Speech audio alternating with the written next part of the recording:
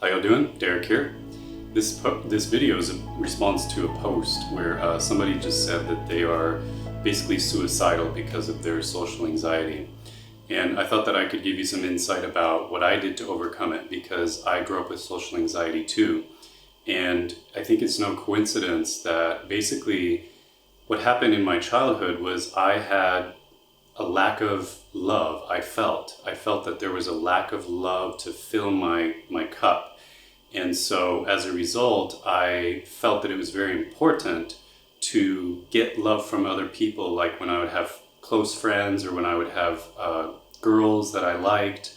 And I would basically act a little bit unnatural, and I would have kind of like this social anxiety. And it wasn't even around people I didn't know. It was around somebody that I would begin to put on a pedestal in my mind. I began to think, okay, my happiness rests on whether this person likes me.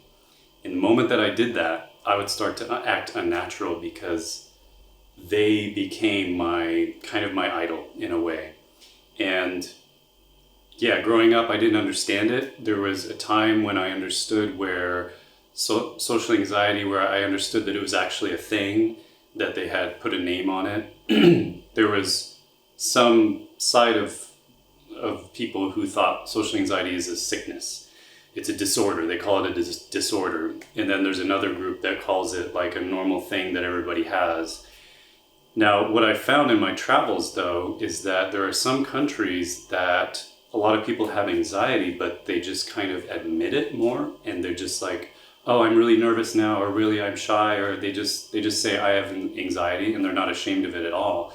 And I found that the anxiety with them is still present in those countries. The anxiety is still present, but it doesn't bother them as much because they've kind of accepted it. And I've noticed a tendency in American culture. I'm not sure if the person who posts this is from America or where they're from, but in our own culture, we tend to despise weaknesses like social anxiety, shyness. We tend to associate those with shame. And, ironically, we're all human, and ironically, our weaknesses is what brings people to like us, because people can identify with your weaknesses.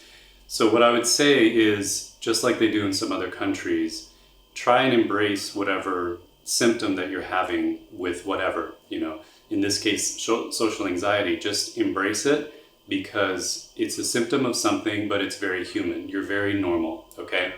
And like I said, I went through it. I remember the the peak of my anxiety was when I moved to a new high school. And I remember, like, even when I was walking, I would imagine someone watching me from behind, and then suddenly I wouldn't know how to walk.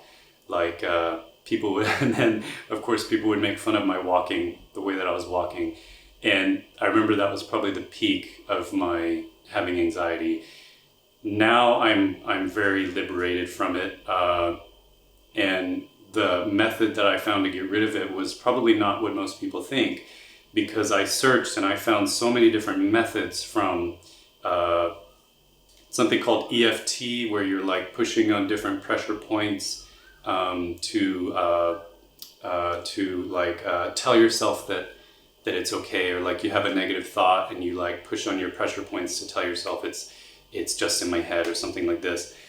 And I found that a lot of the methods that are offered through self-improvement and through online, it's like, first of all, they're meant to keep you coming back for more. And they're not offering permanent fixes. They offer temporary fixes. Another one of them is like, flex all the muscles in your body at one time, and for like 3 seconds, and then let go, and that releases something that makes you feel more at ease. And yeah, again, it's just a temporary fix. So first of all, understand, I would say, is that your anxiety is perfectly normal. You are not supposed to be ashamed of it. It's a very human thing that you're experiencing, and there's so many others like you, so don't be ashamed of it. Shame is the ultimate confidence killer. It's the thing that we're most uncomfortable with, is shame. So don't be ashamed of it, but realize that it's probably linked to something in your childhood. The reason why you shouldn't be ashamed of it is probably something that's not your fault. It's probably something with our childhood and how we are grown through our childhood. It's like a lot of factors affect us, and they come from the outside in. And so back to my story, I grew up, I felt like my cup wasn't full, and I was relying on other people to make me happy, and it made me anxious around people. And I finally found that there was a few different reasons for my anxiety, but one of them was that, I had grown up in a culture that, like I just said, it teaches us that we shouldn't be weak. We should run away from anything that makes us weak, like social anxiety, shyness, etc. And I had found a lot of social anxiety in one of my parents, and as a result, they didn't have many friends. And I had kind of vowed to not be like that. And so whenever I found a trait that was similar in me, I would run away from it and I would deny it. And the truth is, the more you resist something, the more it persists. What you resist persists. So the more that you resist social anxiety, the more that you just can't. It just keeps coming back. It's like trying to not think of a pink elephant, right?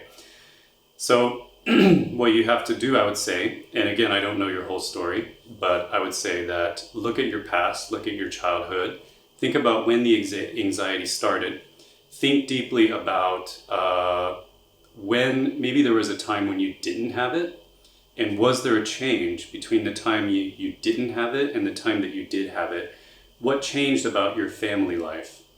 So this could take some deep thought. And I recommend actually committing to doing this, like go to a cafe or go to somewhere where you feel really relaxed, take out a notebook, write down stuff. And there's a method that I like to use where you think of a current situation that you experienced anxiety. You say, I felt uncomfortable when I met this person or something. And then you write why. And then you said, because blah, blah, blah. And then you write why. Okay, because blah, blah, blah. So, for example, I feel uncomfortable when I talk to this person. Why? Because I feel that maybe this person is judging me. Why?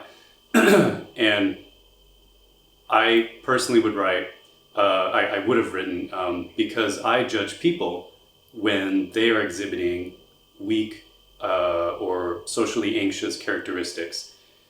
So that's kind of what it comes down to as well, is because of your upbringing, you may have learned, if you're from the West especially, you may have learned to judge weaknesses such as showing anxiety, and it's all about the way that you judge them. So what I recommend for you is what I just said about going to the cafe, writing this down, writing down why you think you have the anxiety.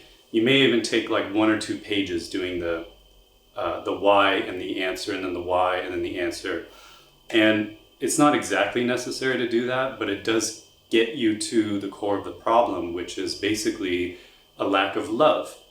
And I think that we all need to love ourselves and love people around us and love our families as well, because there's a lot of stuff, a lot of crap being taught to us about you can't love people who are exhibiting ABC qualities. And the whole idea of being selective of who you love, I think it's fine to be selective of who you spend your time with, but being selective of who you love makes you create these standards and create these prerequisites for someone. And when you do that, you're basically judging, you're basically putting people in different categories. And when you judge people based on their weaknesses or strength, see people as having different value, then again, you're creating this standard in your head that you're also going to hold yourself to.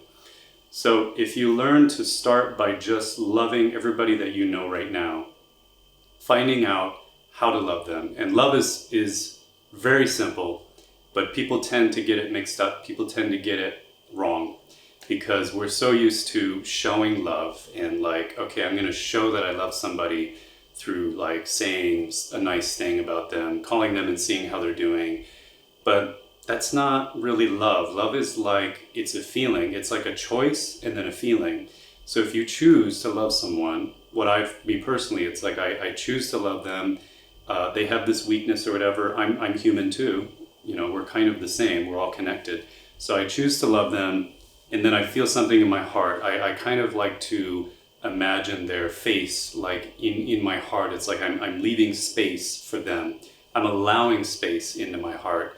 I think there's a subconscious teaching going around that our hearts have limited space, like we have limited potential for love of people. But in reality, our hearts are unlimited about how much love that we can have, and we should leave space for people and just love them, right? And if you're having anxiety, I think a lot of it is you need to open up your heart to love the people that you grew up with and the people that raised you, your siblings, your parents, and just let them come into your heart. And don't keep your heart for someone that's going to fulfill your need, right? Just open it up right now. Love whoever's in your life, and understand that they have weaknesses, they have mistakes, but so do you. And they're basically doing all that they can. They're doing what seems best to them in the moment. That's what we're all doing. And a lot of stuff that people do that's wrong, a lot of it's subconscious. Everybody seems to think they're right. This is a basic human principle, is that everybody thinks that they're a good person. Like, we have to believe this in order to function. We have to believe it. There was in this book called How to Make Friends and Influence People.